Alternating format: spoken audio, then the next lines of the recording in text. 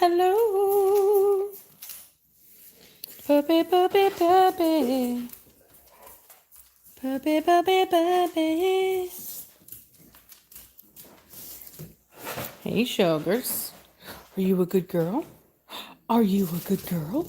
Say, yes, I am. All right. Hello, Cashmere. Hello. Hello. Are you a good girl? Yes, you are. Yes, you are. Are you a stinky girl? Are you a stinky booty? Are you a stinky booty girl? She has got the gasolina. Velocity's got that gasolina. Savannah Banana! Savannah! Savannah! Women! That's right, girl. Seriously, though, little Miss Chunky Booty needs to go outside for a minute. She got that gasolina. Gasolina. Look at her little chunky booty. Chunky booty. Chunky booty, booty, booty, booty. I'm live streaming. I'm live streaming. Can you hear the words that are coming out of my mouth? Okie day. Seriously though, and make sure you're decent, women. Make sure you're decent. Don't you come on out here all being crazy.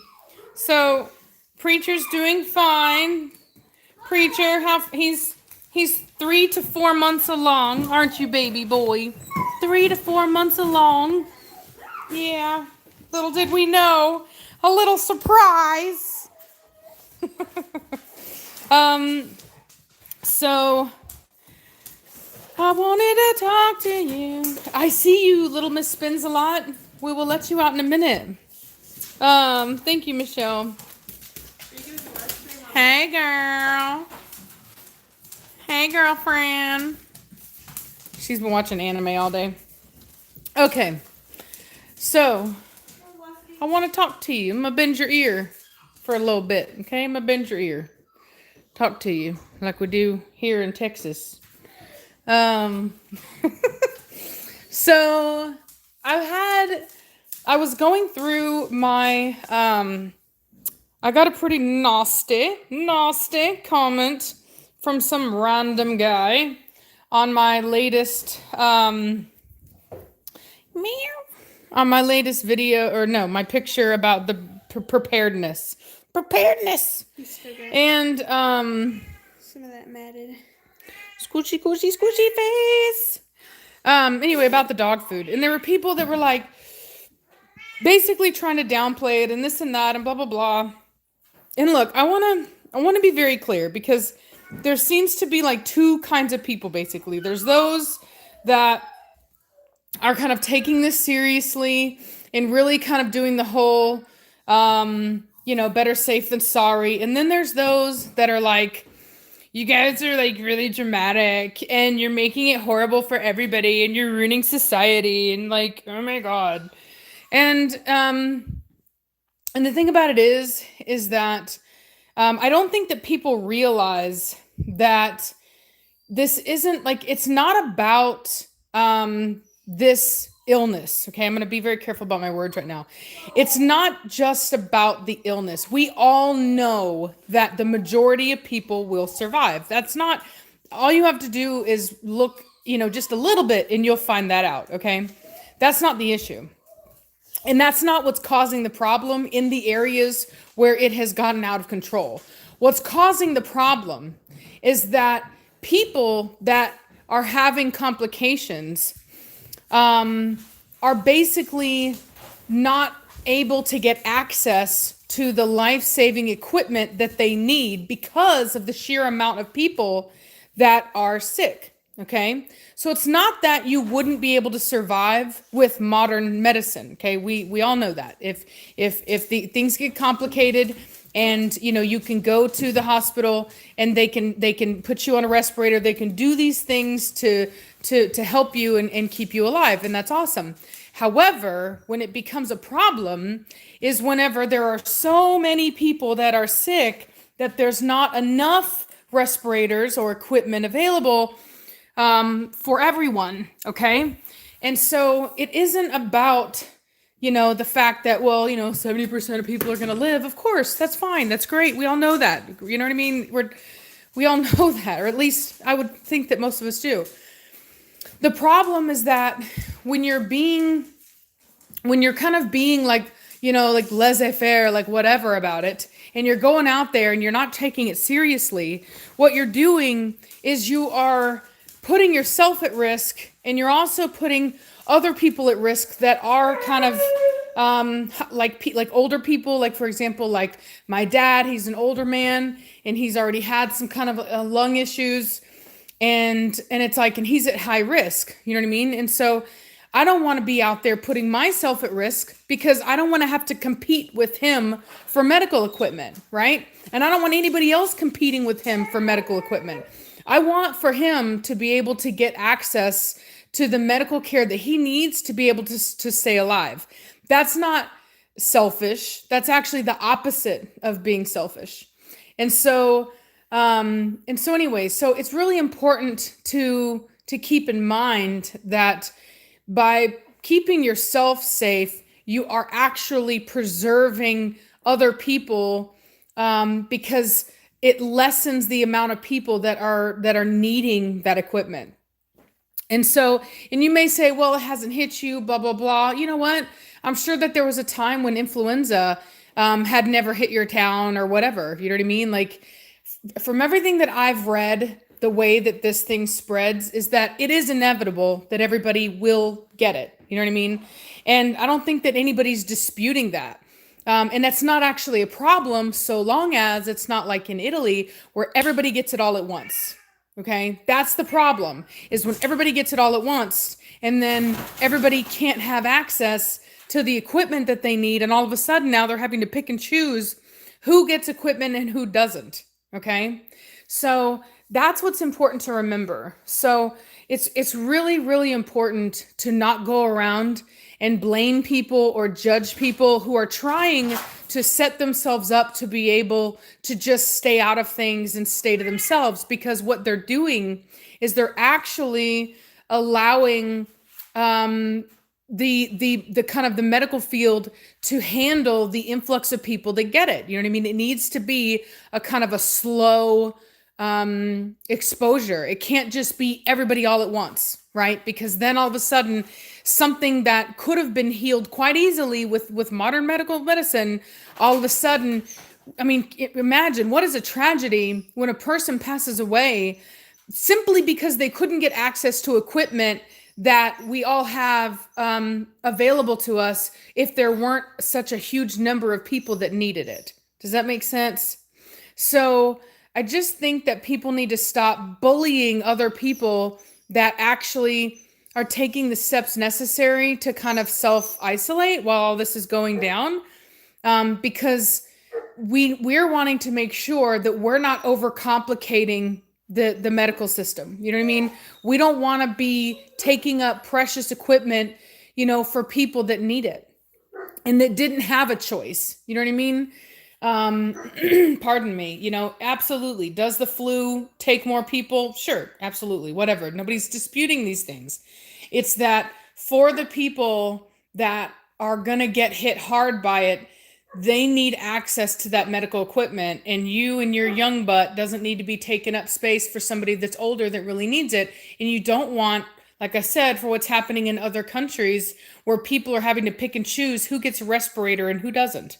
You know what I mean? So it's just, you need to think about this. And a lot of people aren't actually doing a lot of research into it. They just hear a headline. Oh, well, it's not as big as flu. Oh, okay. Well, now I'm going to go around and I'm going to tell everybody that. I'm going to bully everybody for actually taking it seriously and for, trying to basically, or blaming it on like a political thing, or talking about that it's an election thing and blah, blah, blah, and all this other stuff. And you really need to think carefully, right? Because it's not fair to everybody else whenever you go around and you don't take it seriously, and then you bring it back to your grandpa or, something like that. And all, you know what I mean? Like, it's just, it's one of those things where it really is better safe than sorry.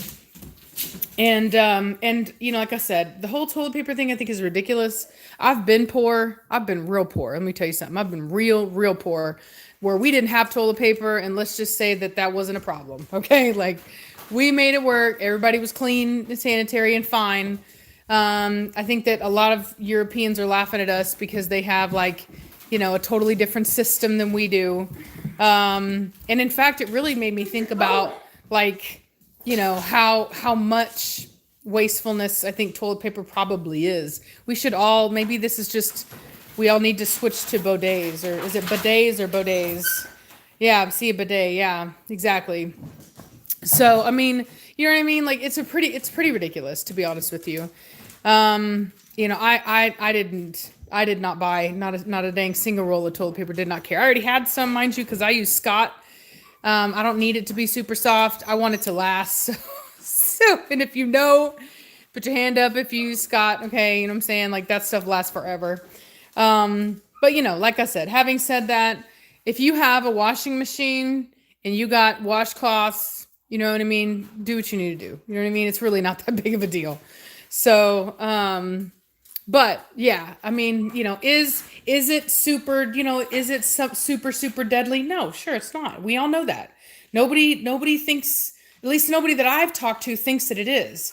It's that we don't want to overload the medical system, because they don't have like there's already shortages of stuff going on right now. So, and I don't mean like I don't mean like food or toilet paper. I mean in the medical world, there are shortages in the medical world for I was reading into it, but there's like Joe Rogan has a really good podcast on it. He brought this guy in, and there's another guy. There's a couple infectious disease experts, and I've watched some really long stuff on it. And they talk about this, and they talk about like, where's this one, I think it was like one guy made a book about talking about how one of the few places where they actually make like ventilators, like the masks, was like, I think in Puerto Rico, somewhere like that. And he was talking about how it would take was like one hurricane to like knock it out. And so anyway, so yeah, a lot of our stuff, like it's much more complicated than what it seems. And I think that people need to do the research before they go around, like bullying other people and talking about other people being dramatic and laughing. And like, I think, was it a basketball star, some kind of sports star? And he was going around making fun about it, joking about it. And then he ended up getting it, touching all the mics. And then he ended up getting it. And on top of that, apparently he was also going around touching everybody's equipment. And, yeah, the N95 mask is exactly. So it's just like, I think that people need to be respectful. Don't be this immature little, D-bag running around like, oh my God, you guys are ha ha ha, you're so dramatic. You guys are so stupid, like blah, blah, blah. Like, come on, man. Like for real, like don't be that guy. You know what I'm saying? Like be respectful and recognize that, people aren't just hoarding, as some people are saying, because they're selfish.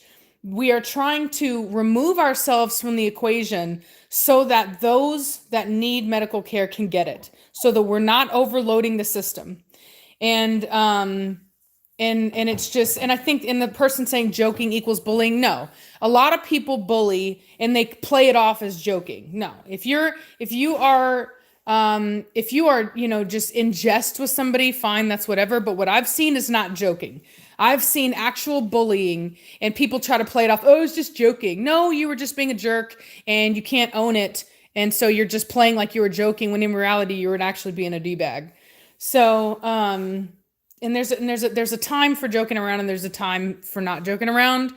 And so, and I don't know. I'm not one of those people that believes that, I'm old fashioned, you know what I'm saying? I don't believe in this whole, like, try to say mean things, like the moment that something bad happens and let's laugh about it or whatever. Like, I actually believe in having some taste. So anyway, and no, dogs cannot, well, okay, I'll say this. Dogs cannot contact this corona. But if you look at your vaccinations, there actually is a vaccination in your parvo distemper vaccine for that, because this whole thing, I want to be careful about what I say, but this whole thing is only one version of an illness that has many other versions, and it actually does come from animals. So definitely, you know, something to keep in mind. So anyway, so I'm upset. His ear was up and now it's back down. So anyway, but yeah, you don't need to worry about your dogs. Your dogs are not going to be affected. And yeah, so you know, just don't be a jerk. You know what I mean? Like, let people take care of their families the way that they see fit. And the next time that, you know, you see something like this, you know what I mean? Be prepared. Don't be complaining because you didn't take it seriously. And now whenever you realize that maybe you should have, and you want to go and talk crap about everybody that did take it seriously. You know what I mean? It's just one of those things. Like, I'm not typically a super like dramatic person in that way, I guess. But I had done quite a bit of research on it. And when it started to actually hit over here, like, I didn't do it whenever like Ebola came over here, like whatever, you know what I mean? You know, I'm sure that maybe some people did, and there's those preppers and they've been doing it for forever just on the off chance that something does happen. You know, I don't have anything like that. I grew up in my stepdad always had like they did the whole Y2K thing, and they had like stores of beans, just whatever. Like this, just it's probably to this day they still have these beans. In fact, they're probably happy they're using them now. But my point though is that, you know, there's nothing wrong with being prepared. Okay. And, and, you know, I don't, and some people are like laughing and it's whatever. And the reality is that we'll use all this stuff. The dog food that I bought, that's like 2 months of dog food for my dogs. And they're going to use it. All I did was save myself a trip to the store. And in fact, I actually saved myself a little discount because I get it for 5% off, and there was a deal right now on Diamond. So I mean, like, I kind of saved myself some money, and then everything else, you know what I mean? Like I said, I think we got like some beans and rice or whatever, but anyway, let me see here. See, somebody's being a jerk. Somebody is basically trolling by trying to take over my live stream. So anyway, yeah, so I should have put my phone in airplane mode, to be honest with you, but whatever. So yeah, some people are really immature. So anyway, so having said that, just wanted to kind of put that out there for you guys, and you know, basically just let you guys know. Son of a bitch. Let me see here.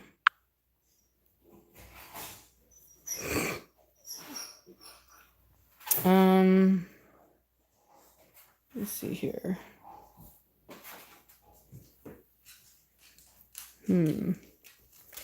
Savannah, do me a favor. Yeah. Let me see my other phone. It's in here. It's right here. I'm gonna put it in airplane mode. It's right there.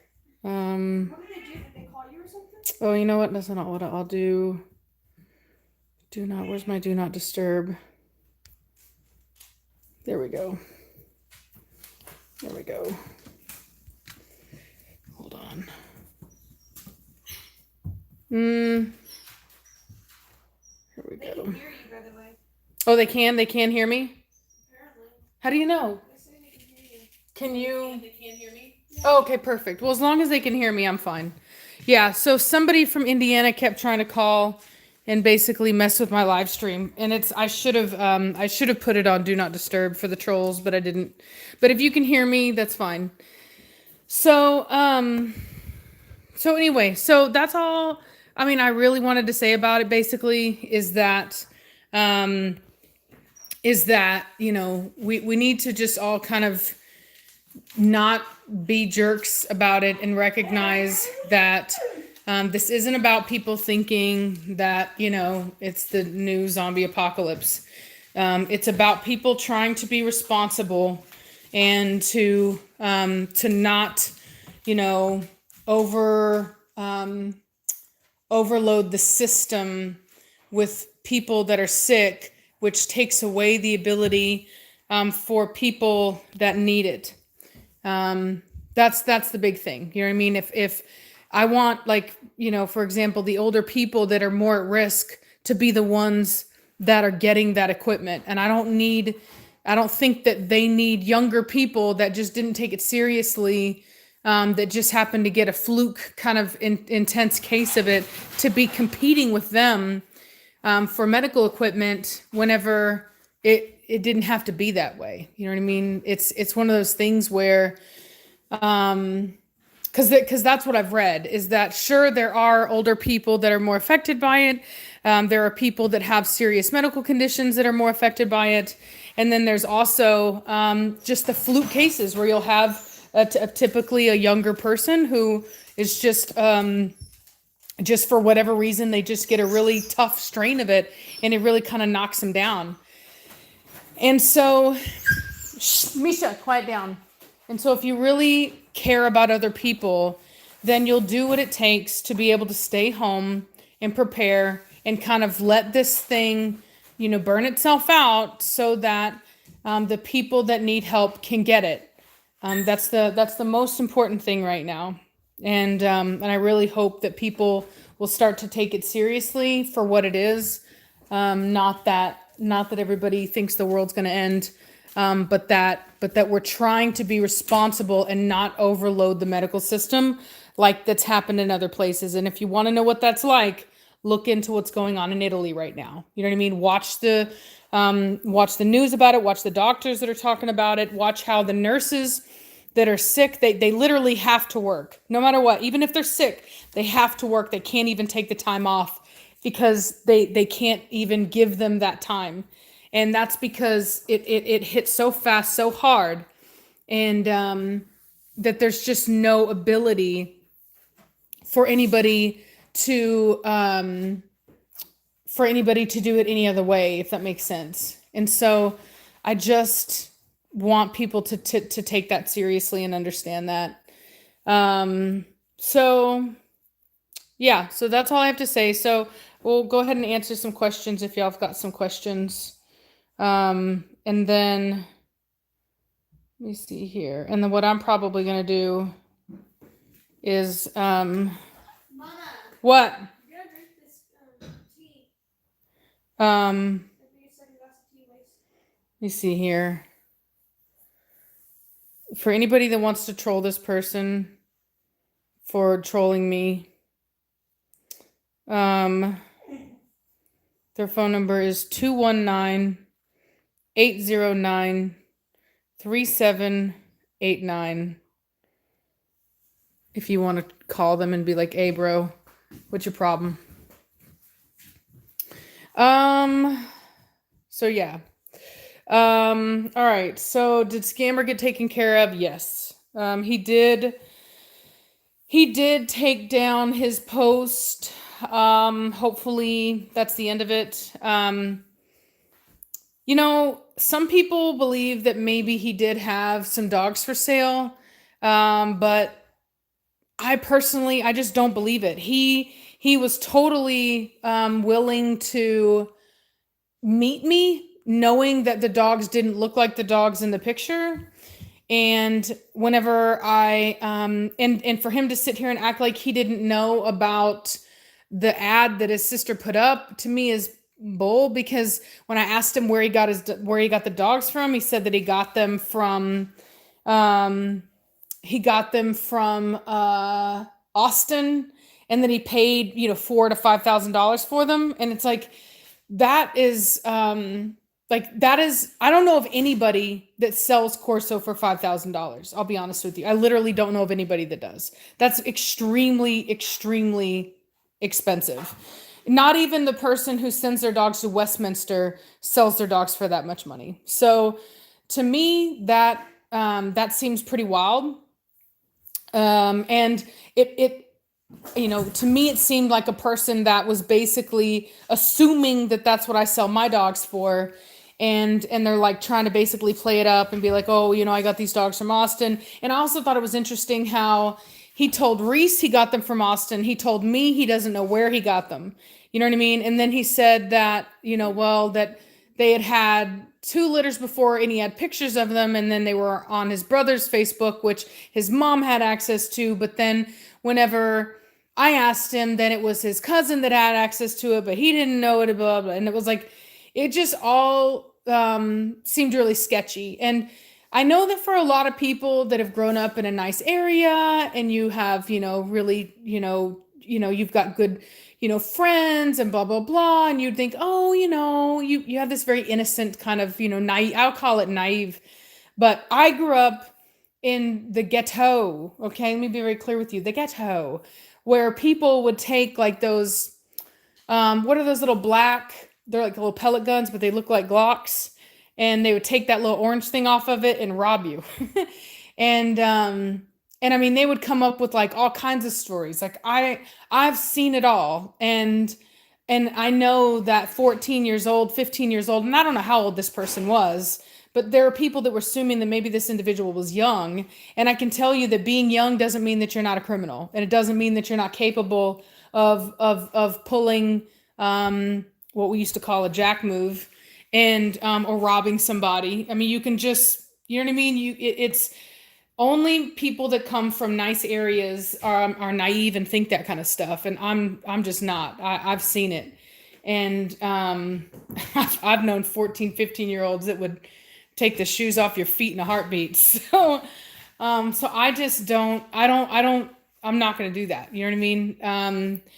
I'm going to look at the situation for what it is. And I fully 100% believe that this guy was fully capable of meeting somebody. And some people say, oh, well, he was willing to meet in a public place. Yeah, but when you have a gun pointed at you, whether you're in a public place or not, you're going to hand them over that money. Okay. You're going to hand them over that money, because there are plenty of people that have gotten taken advantage of in public. And when you have, something pointed right at you, or like, underneath your rib or whatever, you know what I mean? Like you're going to do what you have to do to save your life. That's just what it is. You don't know what that person's on. You don't know what they've got running through their system to make them do some really stupid stuff. So anyway, so I'm just saying that I'm once again on the same thing, better safe than sorry. There's no way that I would have met this individual. Maybe I would have sent a cop over there, but I'm not going to meet this individual. Although we did laugh about how funny it would be if he did live in my area to show up with Preacher and Batista. That would have been really funny. But anyway, you know what I mean? Like, it's just one of those things where, if you've lived in those kinds of areas, you know how it goes, and you learn not to give people the benefit of the doubt. So anyway, so that's my thoughts about that kid, that guy, whatever. I don't know where those pictures of the other dogs came from, but I do know that, if I was going to be an honest person, and I knew that maybe I was using pictures that weren't actually, like, for example, if you're selling a car on Craigslist, and that the car that you're selling isn't the one in the picture, typically people will put that. They'll say, oh, this is a picture of what it looks like, but not the one. You know what I mean? He was willing to meet me, but he didn't want to tell me that the dogs weren't the ones in the pictures. And clearly he knew about it. You know what I mean? Otherwise, thank you, Julian. Otherwise, he wouldn't have been mentioning, the dogs were from Austin, right? Like there's these little clues, these little things that say that tie it all together. And quit. And then on top of that, whenever I posted the video, I didn't tell him. Now Reese said, oh, they're from Senza Tempo. And I can tell you right now, when I tell people my kennel name, most people can't spell it, can't find it. And he not only found the video, but he found my number, he called me, he everything. So, and not to mention, like I said, those pictures that they took were only on my Facebook and my Instagram. And so you had to have known who I am, to have taken those pictures. They're not all over the place. It's not like they've gone viral on Corso channels or Instagram channels, things like that.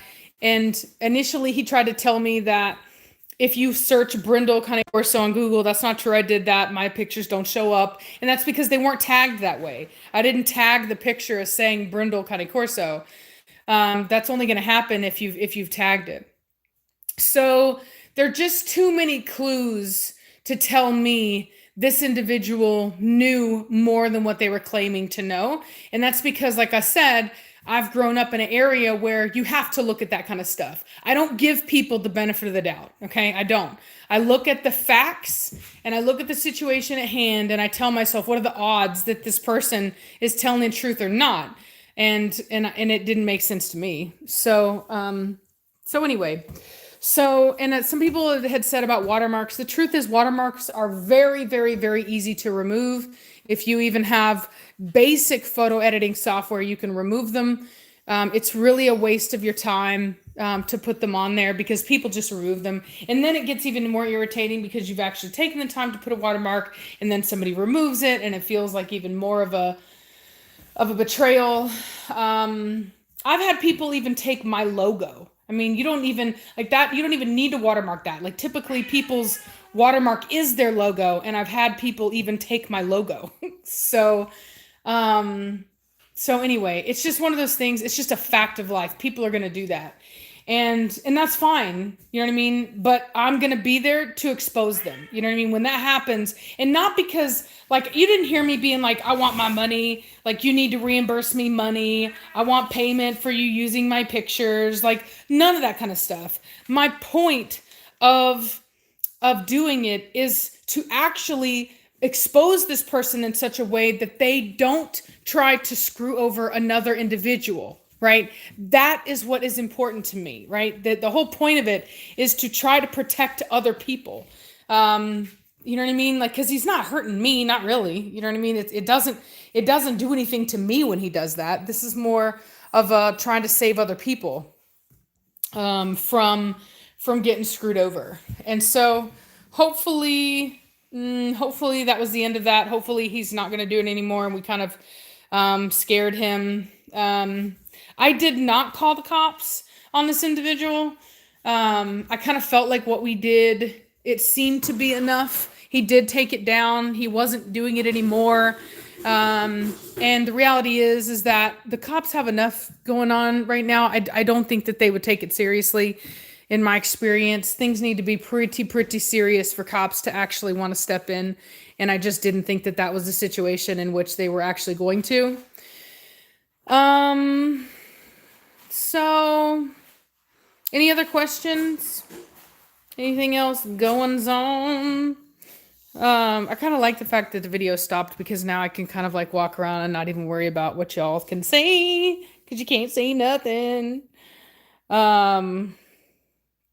Yeah, the same person that did this did it last time, and I should have blocked them. I kind of got distracted afterwards, but some people are just there's a lot of people out there that have no life and they don't work and they have nothing and they stay at home all day and they have no friends and this is all they have, you know what I mean, to get on YouTube and to just be like, I need to matter, and they poke people's lives. Yeah, they just poke. It's like a little angry child that didn't get enough attention, and they're like, you know what I mean? They're like, hey, pay attention to me. So Julian had a question. Let me see if I can find it. Let me go back up here. Boom, here we go. Your predictions on how the pack dynamics will change once Cashmere leaves. Velocity will mature once she has pups, I think. You think Belladonna has alpha potential. So I believe that Blondie is going to probably take over the alpha position. Now, why do I believe that? I believe that because of the fact that she's Cashmere's daughter and she learned a lot from Cashmere and she actually mimics a lot of Cashmere's behaviors, and I've seen her around Velocity and she doesn't back down to Velocity, and she actually has more control over herself than Velocity does. Velocity, oddly enough, doesn't necessarily want to lead. She kind of does her own thing and she can be irritable, but she's not really much of a leader, if that makes sense. Whereas Blondie, I would say, is more of a leader. like Velocity's like that friend that's kind of crazy, and like she'll fight for you in a heartbeat. If anybody pops off at the mouth, she's like ready to like whoop that person's butt. But on the other hand, like she can't really run things because she's a little too crazy. You know what I'm saying? And you got to be like, hey, girl, whoa, come on. You got to like kind of like pull her in the opposite direction. Like, no, come on, let's go. Like that's kind of how that's kind of how Velocity is.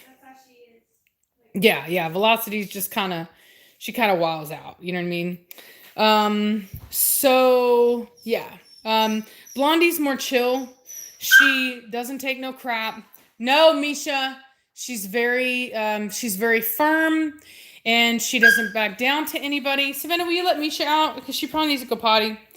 And I think that if Blondie wasn't here, I would be willing to bet the Belladonna would take that position, because I think that Belladonna has a lot of potential to be an alpha, but she's not going to, like, my dogs are very respectful. They know better than to openly challenge one another. And so Belladonna she's just sitting back, kind of waiting her turn. And so I really do feel like, I really do feel that, I really do feel that she will respect Blondie's position. So, Misha. I'll grab her. yep. Misha has a problem trying to chase the cats, unfortunately. Blair got her for it too. That's right, yeah. Blair pieced her up, man. Misha's that little dog thing, they're little, got too much drive, but not as much intelligence sometimes. And she gets beat up by the cats, not realizing that they're not gonna put up with her crap sometimes. Let's see here. Let's see. How does Trinity compare to Blondie and Cashmere in terms of structure and head type? I don't know. I have only seen kind of clips of her on Reese's channel, and she's always running around like wild. And so I don't know really how she compares at this point. Plus, she's really young. She's actually not even a year old yet. And these dogs can actually mature a lot in that time. So I'm not quite sure how she's going to be. I do know that her top line is more like her mother's, which is not her strong suit. It definitely allows her to be really fast. Like if you look at a Whippet or a Greyhound, they all have like a roached top line. And so she has that as well. And so it definitely does lead to her being fast. In fact, Reese has said that she's probably her fastest dog there. So, that's nice. And I think she's really tall, but not necessarily very long. So, there are some things about her that could be better. But having said that, I know what's behind her genetically. And I know what I produced off of Blondie. And I know that, definitely Trinity is going to be better than Blondie. And so if I was able to produce such a gorgeous dog off of Blondie, like I got with Nirvana, then I'm not at all worried about producing something really phenomenal off of Trinity. And what I really like out of my Preacher and Cashmere puppies is their temperaments. They have really, really, really amazing, stable temperaments. And so, sure, the structure could be better, but health-wise, they have typically really great health, really good hip scores, and the temperaments are just really phenomenal. Overall, pretty healthy dogs. So that's why I actually have no issues at all with using it. Plus, we need genetic diversity. You know what I mean? Like, I can't just have what I import in, because the reality is that Reese and I have we almost have, between the both of us, about as much of the import lines that we like as we can get right now without like not having any diversity, if that makes sense. So we do kind of need to utilize dogs like that. And if you look at the early lines of the import lines that we work with, Custodianos and Sangue, they also started off with dogs that weren't as strong in structure, and you just keep working and building and going forward and keeping better selection process. So, anyway, so it's a process. And like what you guys saw with Nirvana, you know what I mean? I bred Blondie to a male that was strong where she was weak, which was Achilles, and I got Nirvana. And Nirvana is better than her mother. And that's the point, is you just want to keep your eyes forward and be breeding forward. And when you produce something better, you keep that and you move on with that, right? That's the idea. So yeah, what, Savannah? Preacher, come! Oh yeah, Misha's in heat. Yeah, he's a bad dog. Not really. Get your butt in here right now, you bad dog. You get in there. You get in there. You know you can't do nothing with that little L dog. Preacher is confused, apparently. All right. I know, right? He's 3 to 4 months pregnant, y'all. Somebody asked, who will I breed culture with? Everything. But no, seriously though, yeah, we may. You know what I mean? We may. There's just no telling. He's a really, really, really phenomenal dog. And You should do an Instagram. and so, we're just gonna. I've got a lot going on, and we're just gonna keep working with it. So yeah. Posting, like, we are now announcing that Preacher is 4 months pregnant. Mm-hmm. Yep. Preacher, you 4 months pregnant? Yep. Hi, mommy. Hi, mommy. All right. Has Blondie been bred already? Yes, she has. Yes, she has. She was bred to. She was bred to Batista. This time. Novel player. I'm planning on getting a Cane Corso puppy in the next year.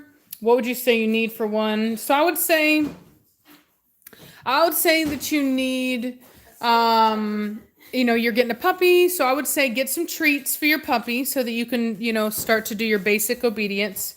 So for example, I like just freeze-dried chicken and liver. Beef liver, yeah. And so you take that and you just teach, I was working with culture today on sit. It's a really great way to just do your basics in a kind of incentivized behavior. See? Yeah. You see, I told you. So yeah, you can teach. He's already learned sit today, and I like to do one behavior a day. So I'll teach sit in a day. I'll teach lay down. I'll teach stay. You know what I mean? And so yeah, I really like that. And then you'll need your collar. I like a choke collar. That's what I prefer. I also like martingales. You can do a martingale as well. And you need a leash. And then you're going to need your crate, obviously. And no, be quiet. No, Nirvana, be quiet. And I guess that's about it. Yep, bring the wiener in. Come here, long dog. Where'd you go? She's Come on, little wiener dog. Yeah, scoop her up. Long dog, where'd you go?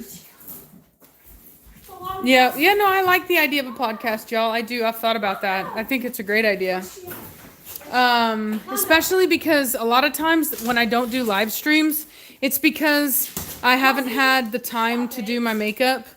And the idea that I could just do this kind of thing where it's just a podcast, I think is a really doable idea for me. Velocity, go away. All right, go ahead, put her in. You guys don't like Misha very much. Yeah. Lock the wiener up. The vina. Put the vina back. All right. So let's see. What else is there? Let's see here. Yeah. So yeah, there was so the person kept calling me on the phone, and I kept not answering. I kept like rejecting the call, and then the person kept trying to call me on Hangouts, and that's what ended up freezing the video. So now we're doing a podcast. But you know what, everybody? This is how you turn a negative into a positive. Initially, I was annoyed by it, but you know what? Now I just realized that I need to be doing a podcast. So you know what? We're turning this lemon into lemonade, and I'm going to start doing a podcast. So hey, you know what? We're doing it. All right. We're doing it, y'all. We're turning that negative into a positive, right? That's how you succeed at life. Okay. Yeah. So, no, I didn't say the wrong name. Blondie was bred to Batista this time, literally, like this time. So she was bred a couple days ago.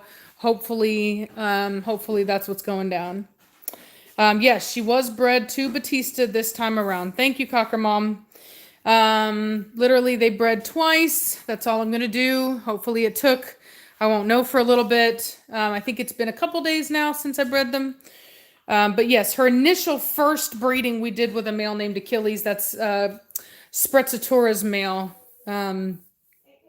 Thank you, Julian. I know you said Velocity and Batista are a bonded pair. Since Batista bred with Blondie, does that make things weird between Blondie and Velocity? Who does Batista like more between them? I didn't, I mean, I said they were a bonded pair, but I didn't mean it the same way that I said it. So sometimes I'll say things because I think it's cute and I'm kind of being cute and I'm just kind of talking. But no, there's not, will females compete over a male? Absolutely. But a male does not care. Okay. Yoni is Yoni and he's not going to discriminate. All right. So he's going to take whatever Yoni is presented to him. And so, you know what I mean? Like, and I will say that, like, a male, like, for example, Batista, if I let Blondie outside to go to the bathroom, Batista does cry about it. He knows that that's, he believes that that's his Yoni because, he's had that, right? He believes that since he had a piece of that pie, he believes that that's his whole pie. And I'm sure that he would not really want to share that pie, in the future. But having said that, the females don't necessarily, it's not like girlfriend, boyfriend, if that makes sense. So yeah. Yeah. Let's see here.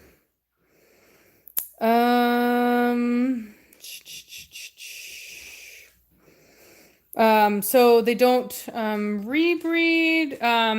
I mean, sometimes I only do two breedings because I've learned that if you do more than that, you can actually increase the chances that you may actually increase the rate of possible bacterial infection.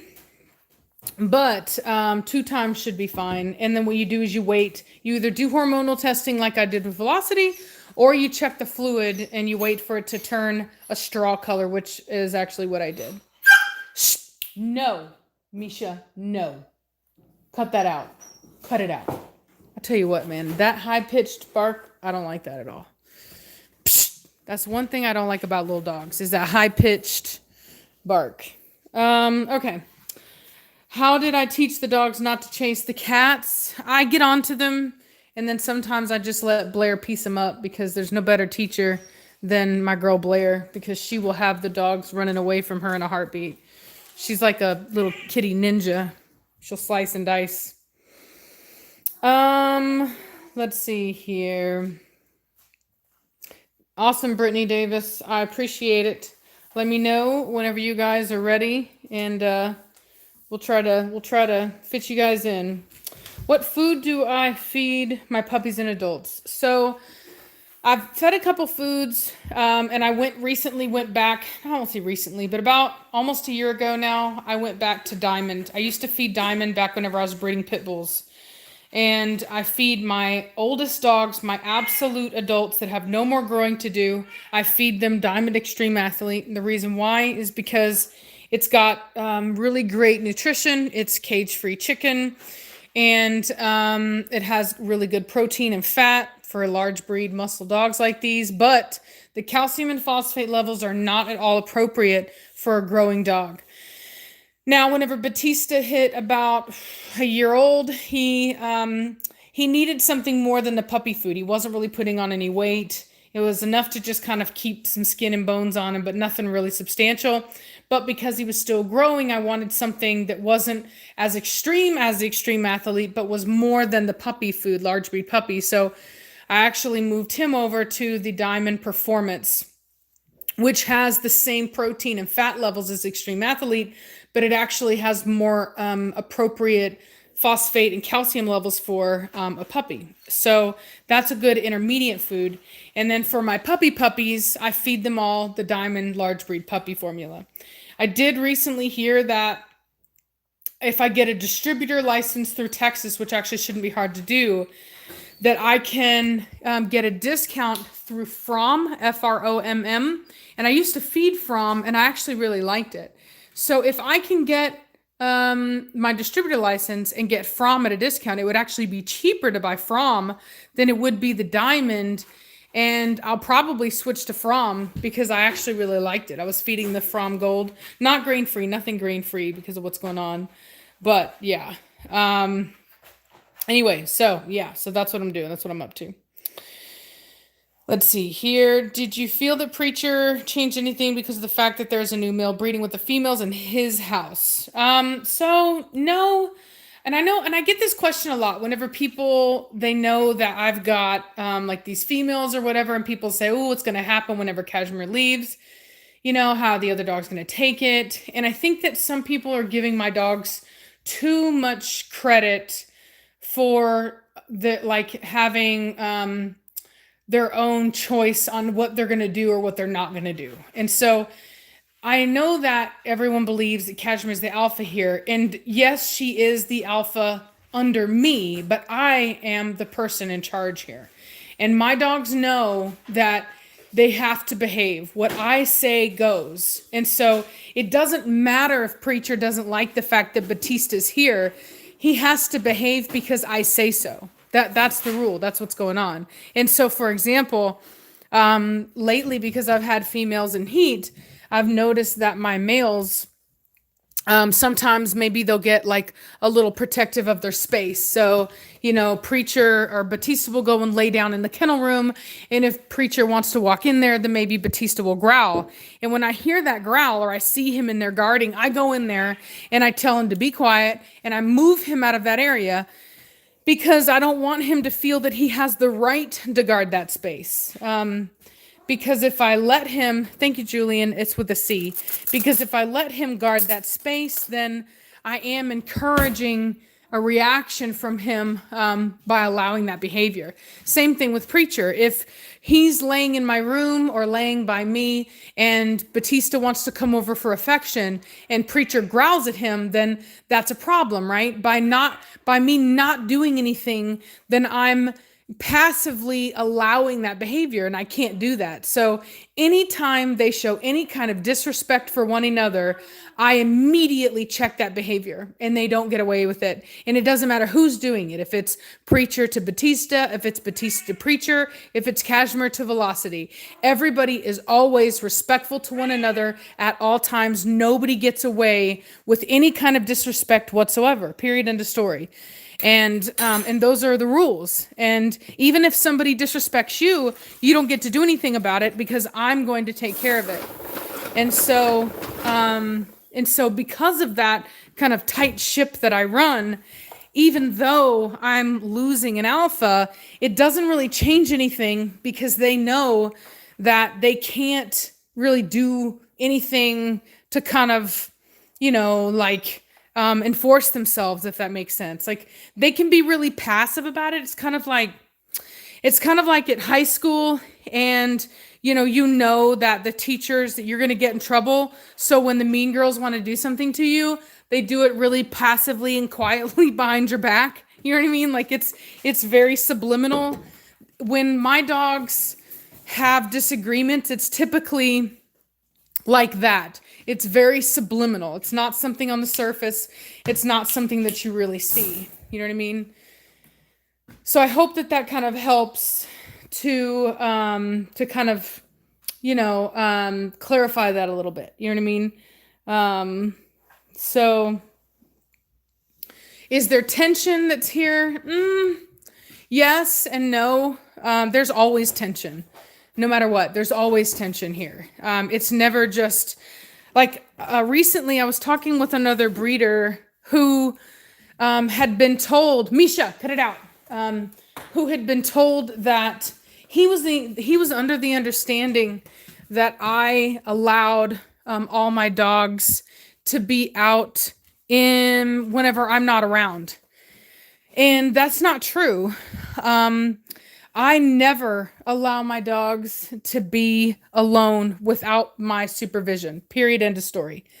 They are always under my supervision. They're never alone together because of the fact that if I'm not there watching, then if they have a disagreement, they're going to try to work out that disagreement amongst each other. And if I'm not there, then it's bound to get out of control and get violent. And so I don't ever allow my dogs to be alone together without me present, because it wouldn't be safe, and all of the kind of surface tension that is there would be able to kind of express itself. And so that is something that that I think is really important to address. You know what I mean? That it's my dogs do not just live in harmony with each other because they love each other.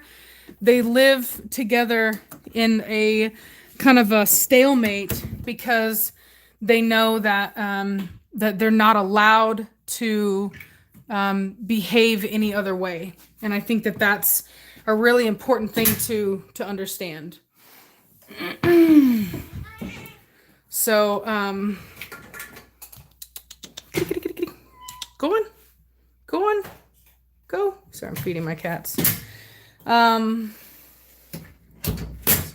So anyway, so yeah, very, very important fact to keep in mind when anybody is dealing with a pack. You know what I mean? Very, very, very important. Don't ever think that because you can handle it while you're present, that is gonna be okay when you're not. And that even goes for like the dogs being outside. You know what I mean? Like I don't even put all my dogs outside in the backyard without supervision, if that makes sense. Let's see here. Let's see. I do have a couple dogs that I can leave out whenever I'm not home. Yes.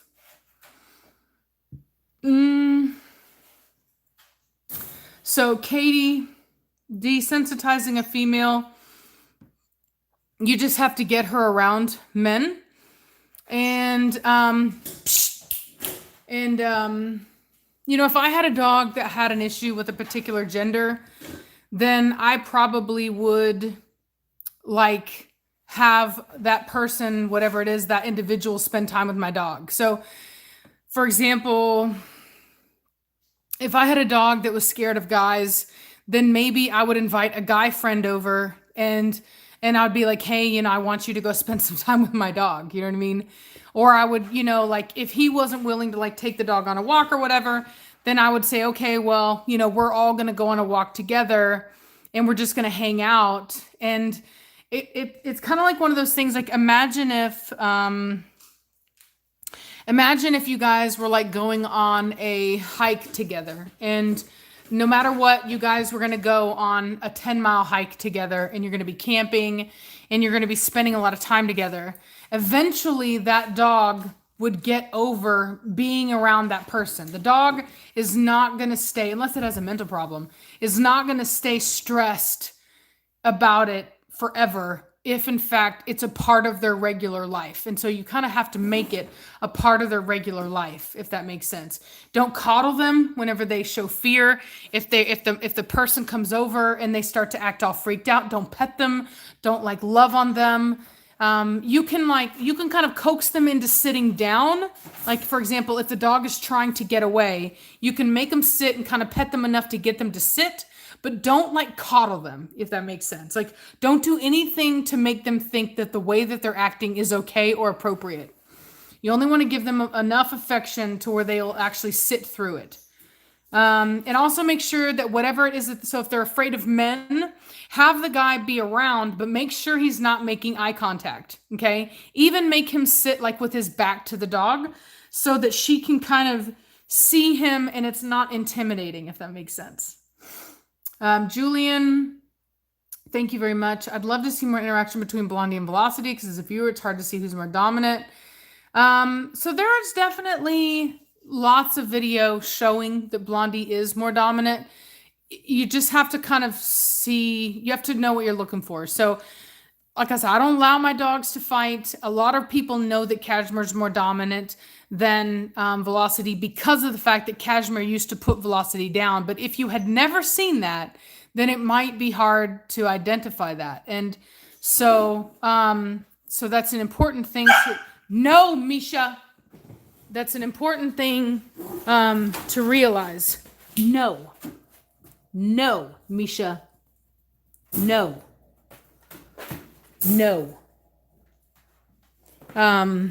So anyway, so it's an important thing to realize is that with Cashmere and Velocity, it's always been very visual, and that is not going to be the case for everybody else because they're all older and that kind of behavior wasn't allowed to kind of present itself.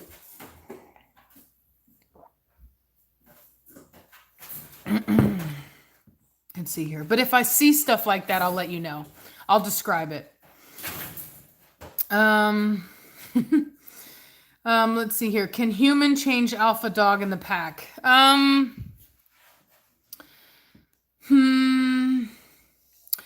say this. You can't. I don't know. I don't really think so. Like, you can prevent a dog from, like, you can prevent them from fighting, but overall, a dog that is alpha will eventually kind of rise to that. Their energy is just there, and the other dog will kind of respond to that because that's in their nature to respond to it. So, for example, Preacher's always been dominant, right? But Batista is actually very dominant. He's a very alpha male. And one of the things that I've noticed recently is that Batista has actually been slightly rising up. And there have been moments where Preacher has actually kind of done some behavior that made me think that maybe he was going to allow Batista to take that role. Now, does it mean that Batista would be putting Preacher down in submissive posture? No. That kind of behavior is not, they're past, they're two adult males, they're past that. But what it does mean is that, for example, like, you know, say that Batista drinking out of a water bowl and then Preacher walks over, you know, and Batista expresses that he doesn't want him drinking, then Preacher may walk away. Or if they're walking and, you know, Batista wants to move in a certain way, Preacher may give, he may move over. And so there have been a little bit of things that have made me think that maybe Preacher might give Batista that role, that he just may understand that Batista is more expressive in that role. He's more actively dominant, whereas Preacher is dominant, but he's also kind of like, doesn't really care. And whereas, you know, Batista really does care. So it's kind of a thing where it kind of is what it is. You know what I mean? But like I said, a human can prevent it from being a violent exchange. You know what I mean? They can prevent them from being a war that has to take place in order for that position change to happen. I think that's the difference, personally. So, and no, I don't think that you could prevent a dog. If they're a true alpha, I don't think that you could prevent them from rising up. You could prevent it from being violent, but you couldn't really stop it because the other dogs, like the thing about dog, and this is what allows us to work with them in the way that we are, which is really, if you think about it, a very good thing, is that, like, for example, you don't need to be violent. And I've said that before with your dog in order for them to understand that you are the alpha. All you really need to do is be the alpha, is be unwaveringly the leader. And when another dog comes in and starts to exhibit leadership qualities time and time again, the other animals respond to that, right? They respond to it the same way that they would if you were the one doing it. And so Preacher and my other dogs, even Cashmere, she'll correct Batista on occasion, but it's in the same way that she would with Preacher too, but it didn't mean that Preacher wasn't the leader over her when it really came down to it. And I've noticed that Batista has been rising up in the ranks. And I do believe that in the end, Batista probably will be the alpha of this pack. I don't know about the other males that I have right now. I don't think that Culture will, because he's really chill. He's not a punk. He's not going to back down, but he's not super expressive in that role either. Valak, maybe he does seem to be pretty expressive in the alpha position. I have noticed that about him. But those are the only two males that I've noticed that are expressive in their role of dominance. Whereas Batista especially is just, he's kind of hyper dominant. I think you guys saw that in that video the other day when I was introducing Giovanni. He is hyper dominant. And so, the other dogs are going to respond to that. And so, and there's nothing that I can do to stop that. You know what I mean? I can't make them not realize that that's who he is, if that makes sense. I can prevent it from being a violent or aggressive role change, but I can't prevent that from happening. Thank you, Morg. Is that Morg? Are there any specific things that I can do to make sure my dog knows that I'm alpha? Absolutely. You need to be in control. You need to make sure your dog listens whenever they're told to listen, that they don't disrespect you, and they respect your space. There's lots of things that you can do. I've talked about that quite a bit, though.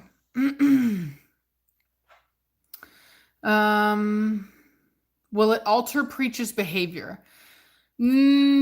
Probably yes, to some degree. I think that Preacher will be a little less expressive in his role as the leader, because if he's not the leader anymore, then obviously he'll probably take a little bit more of a back seat. I don't think that it's going to make him like a punk. I don't think it's going to make him not want to breed. I don't think any of that kind of stuff, but it will change things slightly. So as far as Lelani, would Batista expressing alpha on Preacher be something you would correct? Absolutely. I will not allow them to disrespect each other, because the thing about it is just because Batista is the alpha doesn't mean that Preacher's going to put up with disrespect. You know what I mean?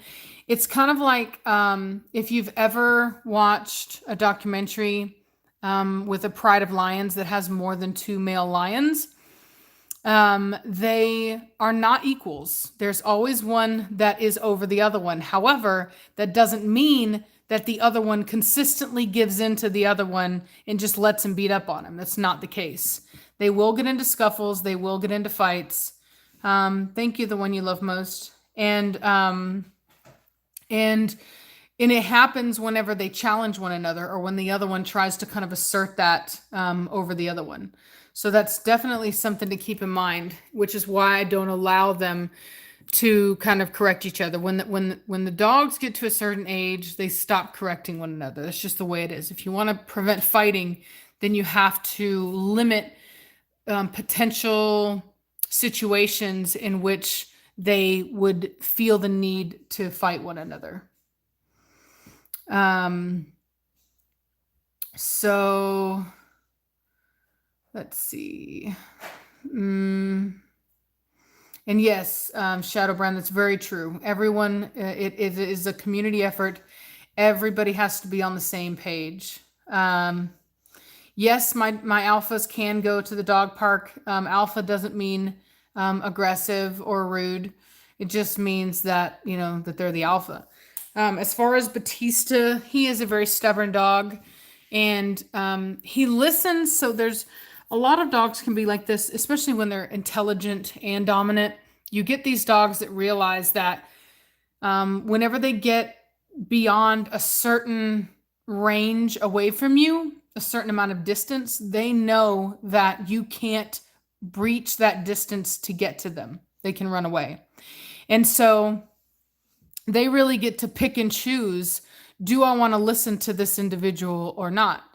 And so it's important that when you have a dog like that, that you really amp up your training with them. And that's something that I actually haven't done with Batista, and I really do need to. And it's important to always kind of know, like, what you have and haven't done with a dog. So with Preacher, I did a lot more training with him, and I'm not going to say I spent a whole lot more time with him. I mean, I did because he was my only dog for a while, or my only Corso for a while, but I've spent a lot of time with Batista.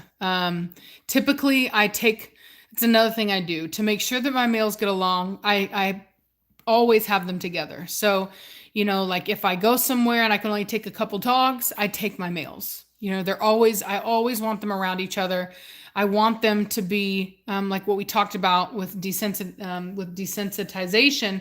I want them to always be desensitized to being around one another, to giving each other space, to laying next to each other, to sharing close quarters, things like that. I don't want them to in any way not be used to being with each other, so that maybe one of them goes to lay down in the back of the car and maybe he gets too close to the other one, or maybe he steps on his foot and then the other one wants to get all mad. Like, I don't play any of that game. So they have to always be really used to being around each other at all times. And that's a way that I always make sure that my males get along. But I need to be better about taking Batista out and really doing some just basic general obedience with him, like what I do with the Preacher. And that's why he doesn't listen as well, because I haven't taken the time to do that. I need to go out and I need to do 15 minutes a day, 3 days a week of just obedience with Batista. Sit when I say sit, lay down when I say lay down, this and that, just like I do a Preacher. And that's why Preacher listens better than Batista, because I have been so busy, it's very hard for me to find the time to work with just one individual dog. But I can be honest about that and admit that that is a problem. And if I find that that does not work, that if he's just super duper duper stubborn and he just does that thing, which may actually be the case if I take what the breeder said into context, I may just need to utilize the e-collar whenever he's off leash and he's in a situation like a dog park where he can get away from me. So it's just one of those situations where you kind of have to use whatever you have available to you to make sure that the dog understands that there's no other option than to listen. Let's see here. Somebody asked if I've ever had a fight. No, I have not had a fight with these dogs.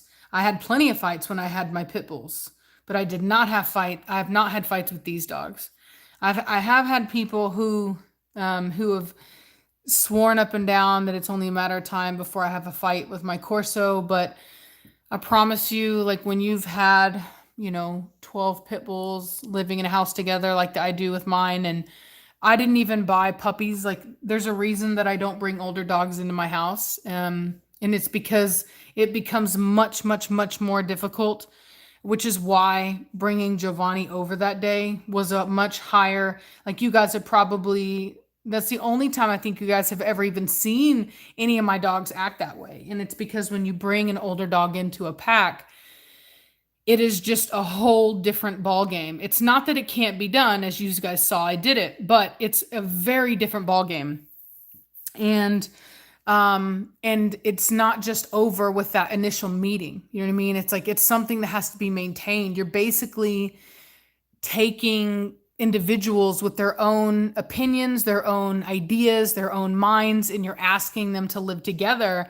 And they may indeed do that, but it doesn't mean that they're going to do it all the time or that they're going to agree all the time. And that leaves room for fighting. When you bring in puppies, it's like they come in and they're kind of adopted by that family, right? And they kind of become part of that family, and they grow up understanding that the older dogs are like family. And it's a different scenario than bringing in older dogs. And so when I had pit bulls, I had a couple pups that I bought, but mostly I had older dogs. I wanted to buy, from particular lines, and I liked these weight pull dogs. And whenever I found out that maybe they were, selling a dog, I would want to buy it. And this one kennel actually shut down, and I bought a bunch of their dogs. And they all kept their dogs on chains because that's what most people do with pit bulls. They just keep their dogs on chains. And so I brought these animals in right off chains. I remember I went to go pick them up, and the guy was like, where are your kennels? I was like, what do you mean? I don't have any kennels. And he was like, you're just going to put them in the vehicle together? I was like, yeah. And he was like, are you, he thought I was crazy. And I was like, oh, they're not going to fight. And they didn't fight. Like, you know what I mean? They didn't, like, it's hard to explain, but it's like, if you know dogs the way that I know dogs, I don't need to be, quote, their friend for them to understand that I have a set of rules and they're not going to break those rules. And it doesn't mean that they won't fight under very stressful situations. So for example, when there's females in heat, when there's things like that, obviously that's different. But just taking dogs that are not in heat, home in a vehicle when I'm sitting right there, yeah, not a problem. And so when I had fights, it was typically whenever dogs were actually in heat, hormones were in the mix. And even Preacher and Batista have had moments of, like, for example, I'll let a female out to go to the bathroom, and maybe Preacher and Batista will kind of give each other a look, you know what I mean, or whatever. And then those moments, it's kind of like how I did with Batista whenever he went to try to challenge Giovanni. You'll have these little moments where you could have a fight if you didn't know what you were looking for. And I step in immediately and I let them know, not going to happen. And so as long as you know what you're looking for and you step in those little moments, then you can do it. It's fine. You can get away with it. You're not going to have a problem. But you really have to be, you need to be watching at all times. You can't be sitting around watching TV, not taking it seriously. You need to be watching. You need to be there. You need to be hands-on, or you will have a fight. It's a lot of work. It's not something I recommend for everybody. It's not even necessarily enjoyable for most people. It is for me because I like it. It's probably the same way that guy with the lions, you know what I mean? Like, maybe I'm a little bit of my own kind of adrenaline junkie in that way, but you have to have a passion for it, or it's going to be a problem. Let's see here. Why do you think Preacher didn't dominate Gio like Batista did? Preacher barely ignored. So the reason why is because Preacher is not he's dominant, but he doesn't, and that's what I was saying about the difference between Preacher and Batista is he's a genuine alpha dog. Preacher is alpha, but he doesn't need to enforce it. It's like the difference between Cashmere and, say, like Velocity, right? Like Velocity doesn't want to be dominated. She's, kind of head of her own castle, but she doesn't feel the need to go and like war with other, castles or whatever. Preacher's the same way. He's a man of his own space. He doesn't feel the need to go around poking and prodding for the most part. Cashmere, on the other hand, does. Cashmere is a super dominant female. If anybody wants to even give her sass, she comes over and she lets him know. When Cashmere was young and I would take her on walks, she would, as we were walking, I used to have to correct her with the collar all the time because we would be walking and she would just be prancing, and she would do this thing where she would look at any dog when we were walking. She would do this thing where she would just look and make steady eye contact, and she would be trying to fight. You know what I mean? Like, she would be given, what we call, back in the day, we call it mad dogging, right? Like, you mad dogging me. It's basically when you're giving somebody eyes, like you want to fight them, right? And that's how Cashmere would do. She would just mad dog everybody all the time. And I would have to give her a little pop on the collar and be like, hey, mind your business. You know what I mean? Keep your head forward, mind your business. And Preacher's not like that. He's more chill, minds his own business. Batista is like that. Batista is steady looking for a fight. He's a very proud kind of guy like that. And so that's why Preacher could care less. He's like, whatever. Batista absolutely cared. And that is the difference. So, let's see here. Let me see here.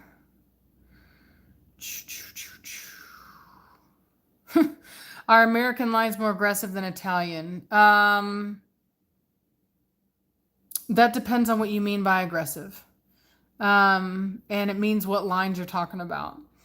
In my personal experience, and from what I've heard, there are some temperament issues in some of the American lines as far as like some pretty aggressive dogs. I know that I had Seneca. She's 100% American. Had a lot of Alcor in her. She was real touch sensitive. If you touch her rear, she'd try to bite you. Fear biter. So, aggression is like a very broad term that could really be attributed to a bunch of things. But I think it just depends on the lines. Like, Admiral is American, and I would not say that he's aggressive at all. So I think it really just depends on the lines. Let's see. I can't see Blondie dominating Velocity. Ha! I've seen it. I've already seen it. Blondie will absolutely dominate Velocity. Yeah, I've already seen it. Yeah, she will. Let's see. Yeah, I think that it's a very high chance that Velocity is pregnant. She's been sleeping a lot. She's had super gas. She's been very hungry. She's been very edgy. And her, pardon me, her tatas are getting, they do seem to be bigger. Let's see. April, she's going. Yeah, so I believe it's going to be in April that Kashmir will be leaving to her new home. So yeah, she's going to get spayed at the end of the month. I want to say on the 27th. So let's see here. We were going to do an R&R this evening, but both Reese and I were just not feeling it. We're very tired, and so we didn't do it yet. Thank you, book. But we will be doing one soon. We do want to do one soon. We've just been super tired. So yeah. So Julian, so the thing about it is, like I said, is that I don't allow Velocity is not much older than Blondie. And so it wouldn't be appropriate for me to allow Blondie to dominate as physically as Kashmir dominates or used to dominate Velocity. But if you know what to look for, you will see that Blondie absolutely stands up to and pushes her weight around with Velocity. In fact, you'll be hard pressed to ever find a situation in which Blondie backed down to Velocity. More often than not, you'll actually see Blondie stepping in to back up Kashmir whenever she was giving a correction to Velocity. So it's very subliminal because they are very similar in age, and therefore they're not going to exhibit the same behavior. It's not going to be as obvious as it is with Kashmir, if that makes sense. Let's see here. I don't think that Kashmir will have visits with the pack because she's going to be in New Hampshire. She's going to be a lot older. A lot farther away. What will happen to Kashmir after she gets spayed permanently? She's going to be living in a really beautiful, beautiful, beautiful area as someone's pet. And it's important to remember that for me, this is a really hard thing, but it's also a really good thing because Kashmir, when I got her, I only had 2 other dogs. I had an older dog named Terrible, and I had Preacher. And they were always out. They were always They were just my pets, and we went everywhere together and we did things together. And, that was just their life. And now with all my dogs, whenever I leave, the dogs get kenneled. And sometimes I've got stuff going on, and maybe Cashmere has to be kenneled. And she hates it. Cashmere, every time I put her in a kennel, she looks like she's being abused. Just the look on her face. And she doesn't appreciate it. Other dogs, Belladonna, she runs into her kennel, does not care. Most of my dogs, Preacher's another one. He doesn't like it. They'll go in, but they don't see it the same way as my dogs that are used to being in kennels from time to time.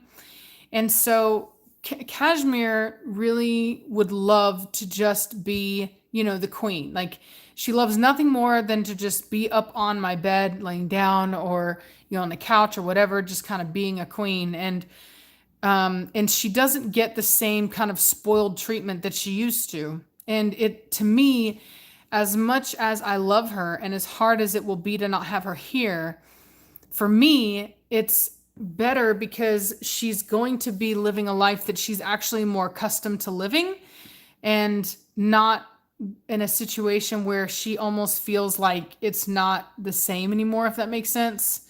So, and maybe that's me being slightly emotional in the sense that, like I'm picking up on her not wanting to be in those situations. But then again, that's part of my passion for the dogs, is that, sure, yeah, she'll get over it. She's guilt tripping me and she'll be in the kennel and she's fine. But in the reality, I would like for her to be able to be kind of spoiled and be out and have that kind of thing, because that is what she's used to. So, anyway, so that's just kind of, something to keep in mind, that I feel that it's in her best interest. Do I think that she'll have a moment of not understanding, like what's going on? Sure, absolutely. Even whenever I rehome a puppy, whenever I take an 8-week-old puppy from my home, who's been in my house, who's woke up to me every day, woke up to their family members and their siblings, whenever they go into their new home, it's the same thing. It's no different. They are equally kind of freaked out because they're not with their family anymore. They're not with me. It's this whole new situation, and it takes them a moment to kind of catch their bearings. And Cashmere, it's not going to be any different.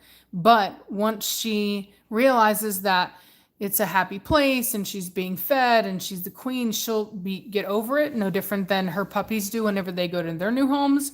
And I do believe that it is going to be a better situation for her, being that she's used to being this very spoiled queen.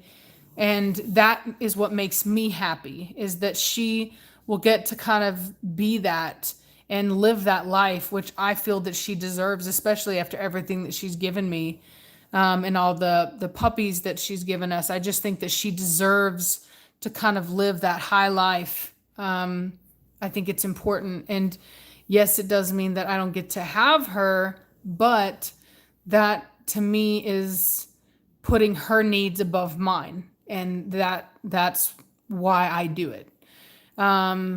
I get selfish when it comes to my males. You know what I mean? Like, my males, they can be out. Like I said, they don't go into heat cycles.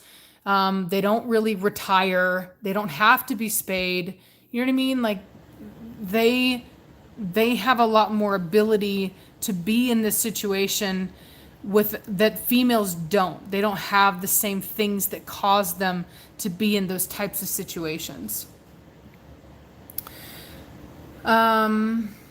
Absolutely. I do believe that Cashmere would remember me. I don't think that dogs forget people. I will say though that, like, so for example, whenever I rehomed Giovanni, a lot of people were like very sad about that, and some people thought that it was wrong of me to do that. But what's funny is whenever Giovanni's owners came over here and dropped him off, he did not want to stay here.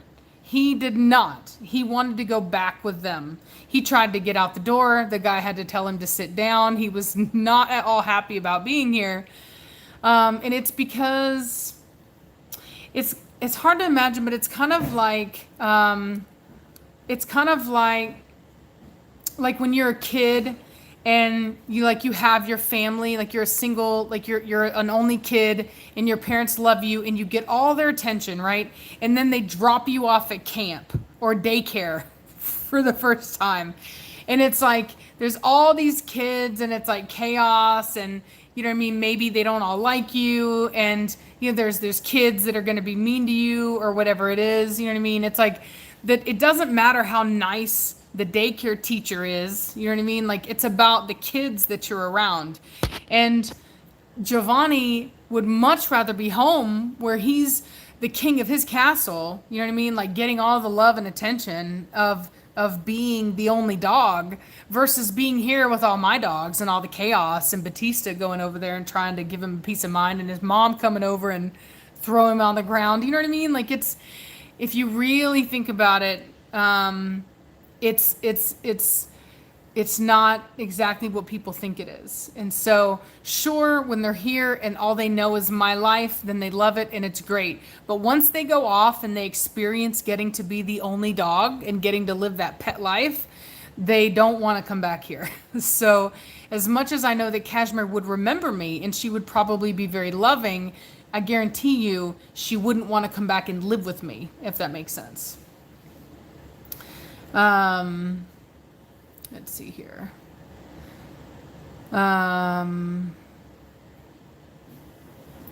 So let's see here. Thank you, Pete.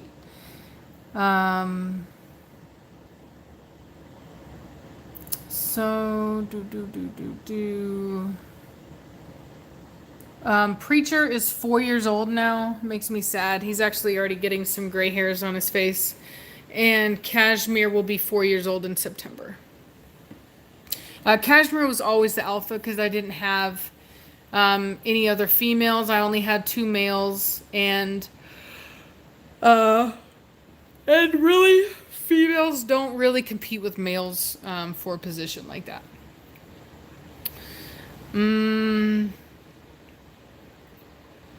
Let's see here. I did not change his name to Culture with a K. It's just Culture with a C. I didn't want to do Culture with a K because that's what Cardi B named her daughter, and I'm not naming him Culture because of Cardi B's daughter. So I didn't want for people to think that. The natural lifespan of a Corso depends. I've heard of them. I've known like a breeder that I bought, or Preacher's lines come off of. I think he had one that was around 15 years old, and I've seen them, die as early as 6 years old. It just depends. There's a lot of things that they can come down with, but for example, Murano is a male over with Sangue Magnifica, and he just celebrated his 10th birthday, and he hardly has any gray on him at all. So it just kind of varies to the individual.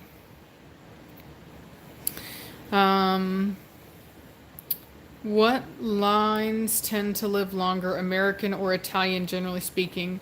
I don't know. I don't have any data on that, so I couldn't tell you.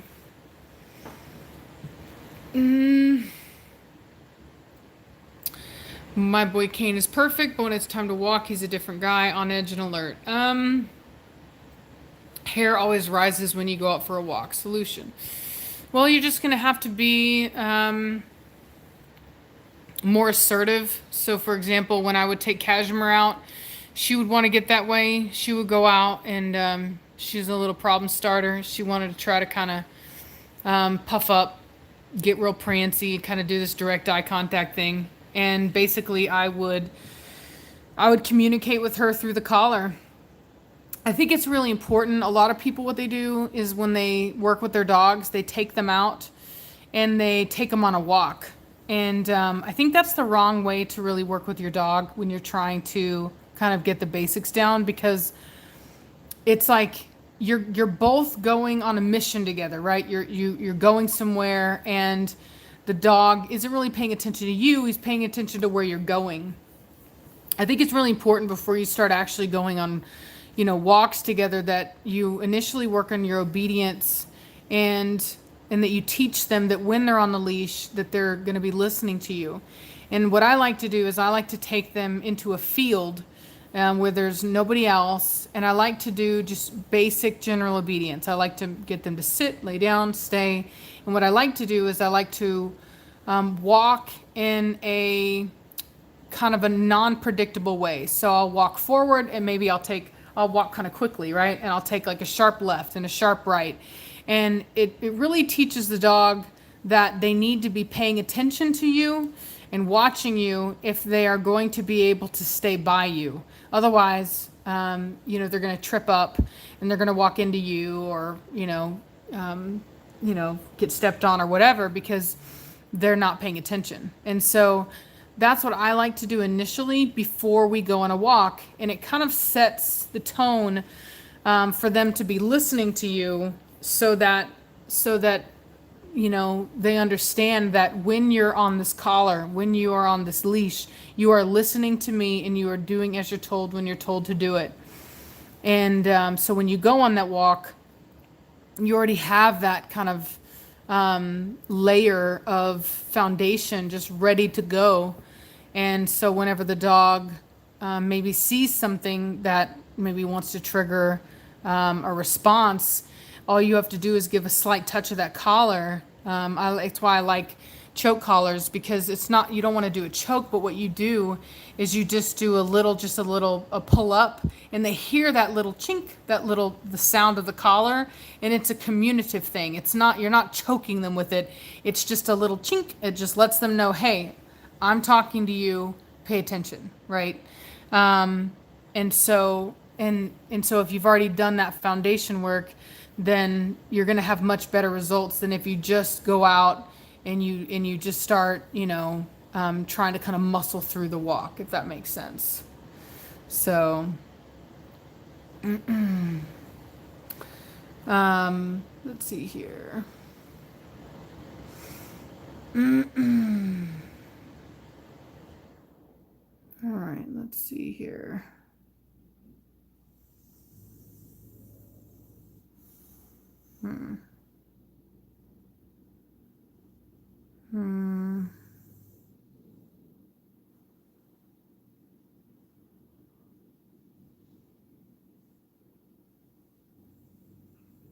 Let's see.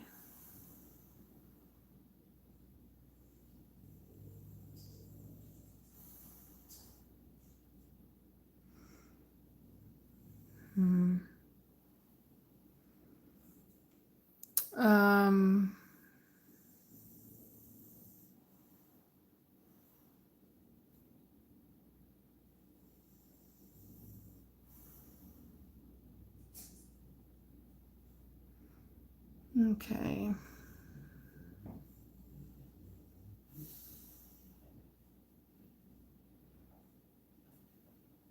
Yeah, exactly, Kaylin Shaw. They don't.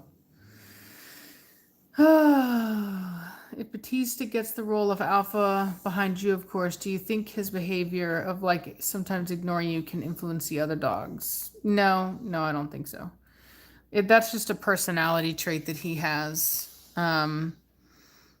The other dogs are kind of, they are who they are. If they're obedient, if they have it in them to be obedient, then they're going to listen. If they're not, if they're going to be super stubborn, then yeah, they're going to be stubborn. So, let me see here. So anyway, well, I'm going to let y'all go. It's really late. It's 1:25. And I need to get to bed. But I appreciate y'all tuning in for the podcast, is what it ended up being. And I think we're going to make this a habit. I think we're going to start doing a podcast. Let me know the kinds of stuff that you would like to see in a podcast. I was thinking about doing like current events, and maybe things that have happened with dogs in the news, maybe dog food recalls, things like that. So feel free to kind of put in the comment section of this video any thoughts, any topics that you guys would like to see on a podcast. And I think that would be really awesome, because I could just literally do like, a podcast, get some coffee and just kind of do that. And I wouldn't have to worry about whether or not I feel like actually putting on a face full of makeup to actually get in front of the camera that day. So anyway, I hope you guys are having a good night, and I'm gonna talk to y'all later. Bye.